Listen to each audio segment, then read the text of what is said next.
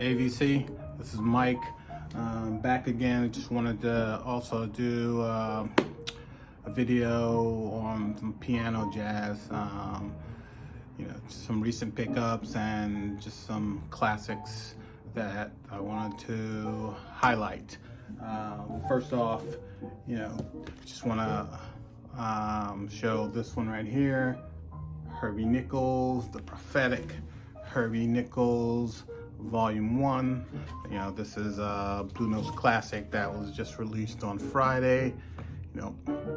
Herbie Nichols. Didn't record not that many recordings of Herbie Nichols, but it's an excellent pianist. It's a unique style. If you try to categorize it, his style, it's difficult. You might want to say it's sort of this mashup of Powell, Monk, etc. But it's Herbie Nichols style. It's his style, and he was someone that fell off the scene.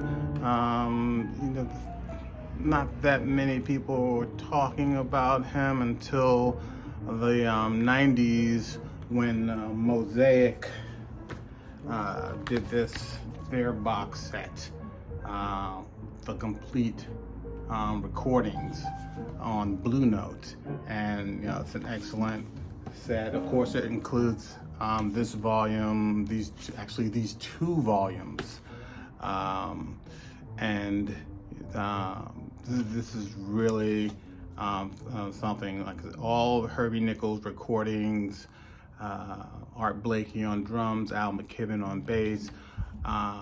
It's really interesting to hear Blakey on this because I like listening to art in trios. It's something. It's a different style of his playing. From being with the quintet of the Jazz Messengers. It's definitely a different style of playing, and some really excellent playing by Art on this. He's a little, I don't want to say let's say a little more nuanced because the trio format calls for that. And with Herbie Nichols, I knew of Herbie Nichols before I even heard a Herbie Nichols recording, because his most famous song is Lady Singing the Blues.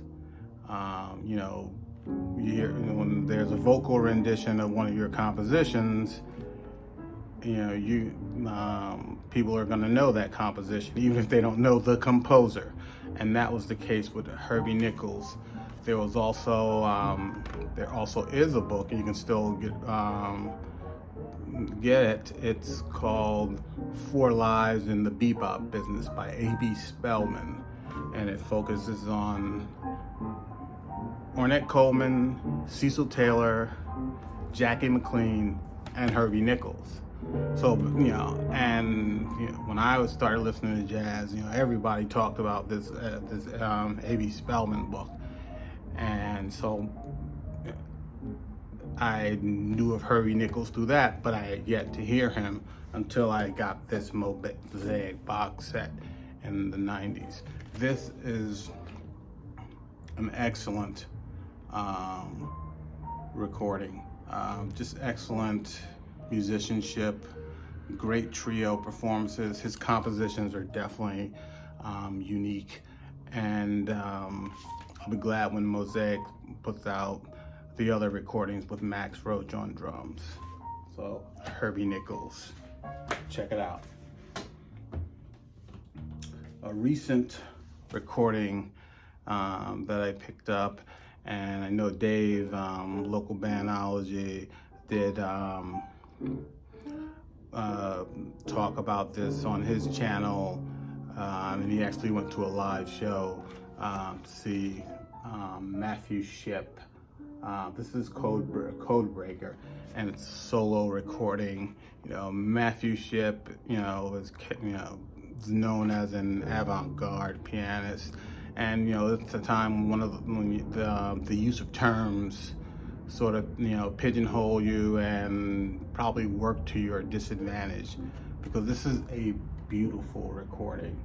I mean, it's not, some people, may have these ideas, it's avant-garde, it's gonna be banging on the piano keys and stuff like that. No, not. This is, he is communicating with the jazz canon on this recording. There's many delicate passages. He's communicating with Powell and masters such as that. It's just, this is one of my favorite recordings of the year. Matthew Shipp, Code Breaker. It's on Tau Records. I know initially they did probably a limited number of recordings, but usually they do a repress. But go to Bandcamp or go to Tau, their website, which is I think it's on Fidelity, and check it out and see if they still have some left. But it also comes, they do actually a pretty good presentation. It comes with this great photograph of Matthew Shipp, and then on the back there are 11 compositions on this recording, and there is this basically there's this poem by Mia Hansford called Code Breaker, Piece by Piece, and it's 11 11 separate poems that are somewhat related, I guess, to the Code Breaker recording, and this is just an excellent recording. I just highly recommend it. It's one of my favorites of the year. Code Breaker, Matthew Shipp, solo jazz piano. Now this is something, a recording that came out on Record Store Day. I believe they only did 1,000 of them, and I originally owned this on CD. This is the John Hicks Trio. Is that so? Idris Muhammad, Ray Bulldog Drummond on bass, and this was originally issued on the Dutch Timeless label, and just I'll show you here.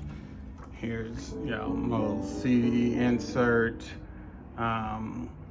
John Hicks, the Timeless Piano Trio series that they had, and it's an excellent. It was an excellent series.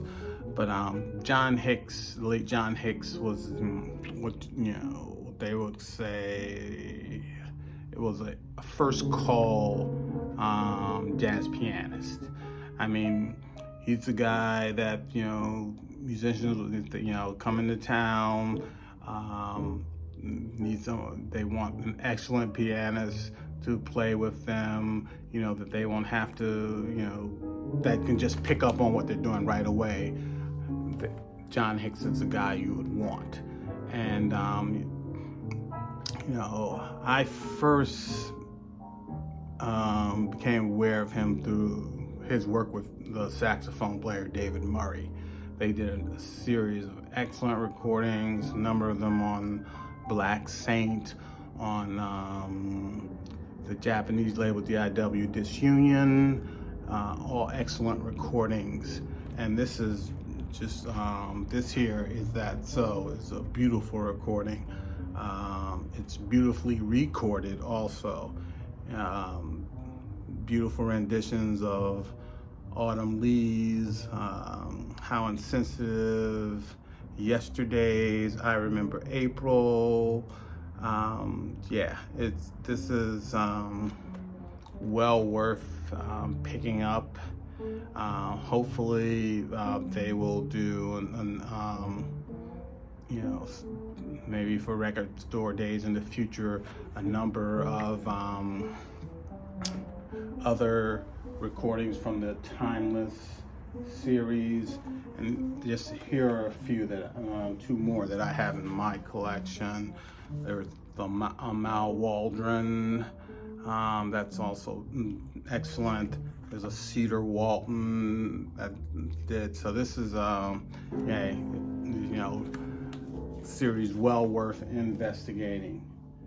And John Hicks, you know, if you're looking for some more John Hicks on vinyl, you might want to check out this one that was done for the DIW Disunion label. It's called Sketches of Tokyo. It's with David Murray. John Hicks does a solo version of Epistrophe that's, you know, out of this world. His version of Naima is also excellent. Yeah, this can be found. I picked it up a couple of years ago. I do have, originally had it on CD. I picked it up a couple of years ago on vinyl for I think about 20 bucks. Well worth it. And just speaking of John Hicks, just some stuff that's not available on vinyl. He did a series that was dedicated to a great pianist, a number of great pianists out of Pittsburgh, for the High Note label. Like I said, this is all on CD, but they're really excellent recordings. This one is called Something to Live For, music of Billy Strayhorn, impressions of Mary Lou Williams, and this one here, and Night Wind, the music of Earl Garner, and the music in the key of Clark, dedicated to Sonny Clark, all Pittsburgh pianists. This is an excellent series. You know, sadly only available on CD, but well worth checking out. I don't know if it's available for streaming, but you know, excellent work by the great John Hicks.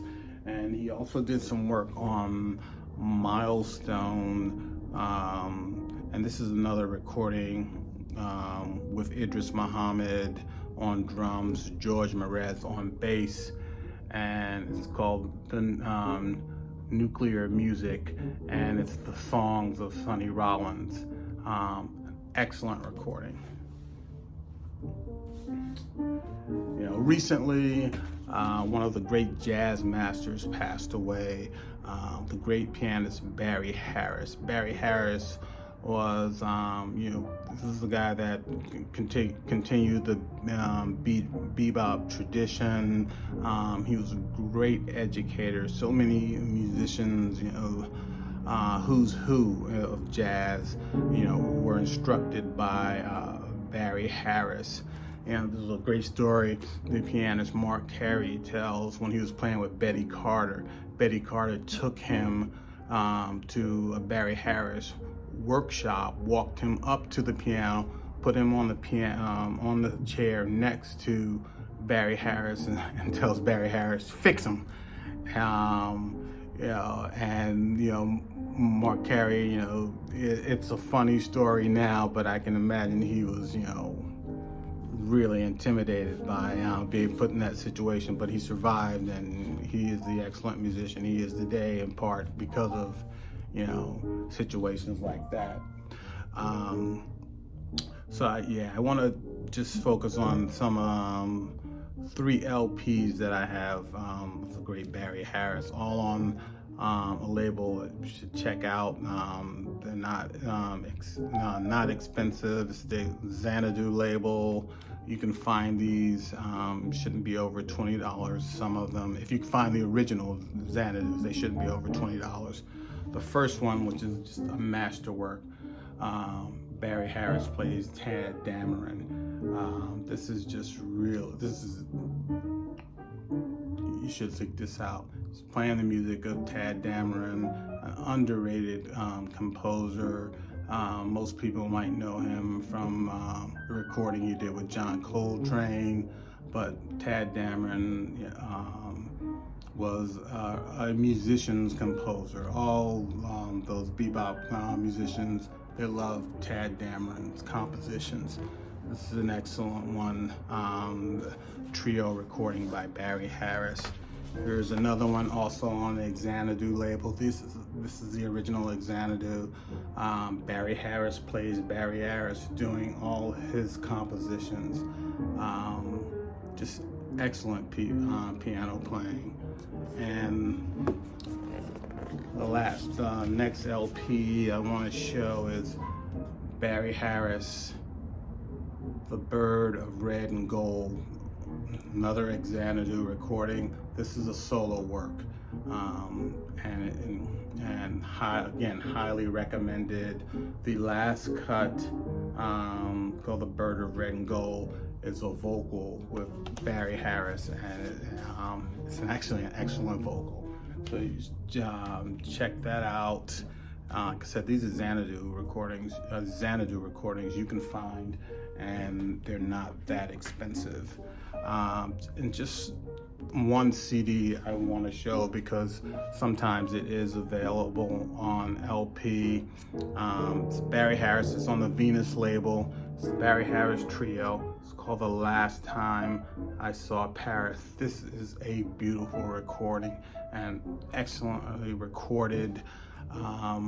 Right now, I don't think there's I don't think the vinyl is out because some prices I've seen, are pretty exorbitant. But Venus is putting out some of their recordings on vinyl. They're upping their vinyl, reissue program.